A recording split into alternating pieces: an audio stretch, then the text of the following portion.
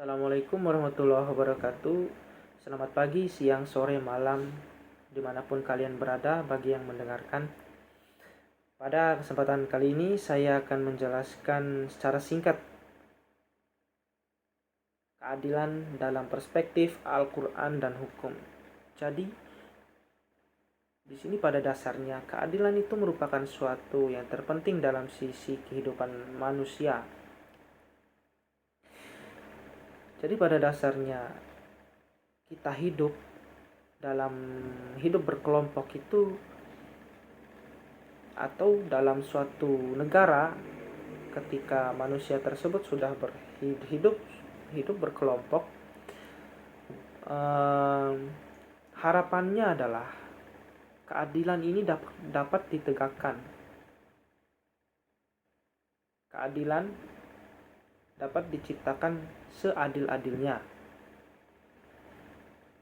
Jadi di sini manusia itu pada dasarnya ingin ada rasa keadilan dalam menjalin sebuah kehidupan bermasyarakat. Jadi keadilan tidak hanya merupakan dasar dari masyarakat yang berpikir sebagaimana di masa lampau dan seharusnya di masa yang akan mendatang nanti. Jadi dalam keadilan dalam perspektif Al-Quran di sini adalah dalam Islam, antara keimanan dan keadilan itu tidak bisa terpisah, mereka saling berpegang erat. Orang yang imannya benar dan berfungsi dengan baik akan selalu berlaku adil terhadap sesamanya. Keadilan adalah perbuatan yang paling takwa atau keinsafan ketuhanan dalam diri manusia. Dalam hal ini, Al-Quran dan hadis adalah sebagai sumber ajaran Islam banyak menjelaskan mengenai makna dan pengungkapan norma-norma keadilan dalam berbagai derivasinya. Dan selanjutnya kita akan membahas pada keadilan dalam perspektif hukum. Dan pada dasarnya, keadilan merupakan cita-cita dan tujuan hukum. Dalam hal ini, hukum itu pada dasarnya mencita-citakan keadilan tersebut dan merupakan tujuan dari hukum tersebut menciptakan keadilan. Dan di mana hukum adalah keadilan yang telah dirumuskan oleh hukum dalam bentuk hak dan kewajiban. Dan pelanggaran terhadap keadilan ini akan ditegaskan lewat proses hukum. Jadi kita garis bawahi adalah keadilan ini akan ditegaskan lewat proses hukum. Berarti dalam hal ini proses hukum itu adalah pengadilan.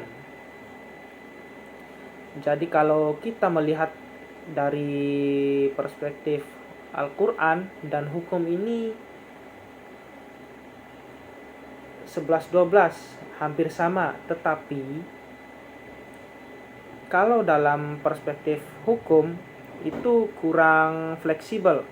Kenapa saya membilang kurang fleksibel? Karena kita melihat bahwa kita bisa menilai dalam ketegasan lewat proses hukum, yang berarti di sini adalah lewat pengadilan.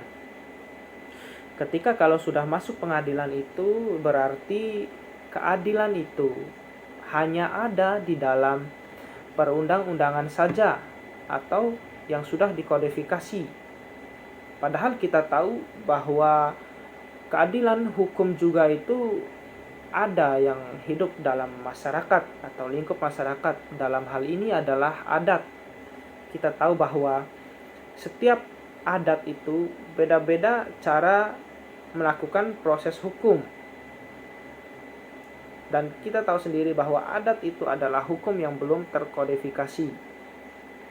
Tapi dalam hal ini adat fleksibel dalam menangani suatu hukum.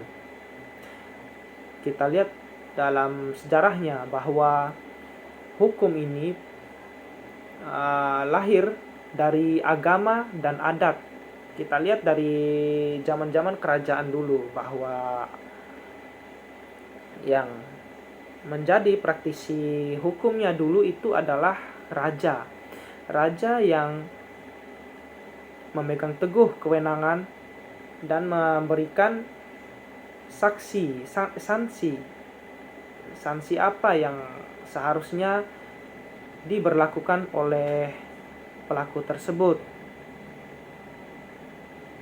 Jadi dalam hal ini, kalau kita melihat dalam zaman eranya sekarang itu sudah tidak memakai raja-raja seperti yang dahulu. Yang sekarang itu sudah ada yang namanya hakim yang menentukan. Jadi itu sih kelemahan dalam hukum, dalam keadilan dalam perspektif hukum, karena mereka itu terlalu condong dalam undang-undang atau bisa disebut sebagai yang tertulis atau sudah terkodifikasi. Padahal kita tahu kan bahwa hukum ini tidak hanya ada dalam undang-undang. Hukum itu berkembang di dalam dan hidup di dalam masyarakat itu sendiri. Ya, semoga saja kedepannya hukum kita itu mengedepankan juga hukum yang berkembang dalam suatu masyarakat dan tidak hanya berpatokan dalam undang-undang saja. Ya, demikian pendapat dari saya. Lebih kurang saya mohon maaf. Wassalamualaikum warahmatullahi wabarakatuh.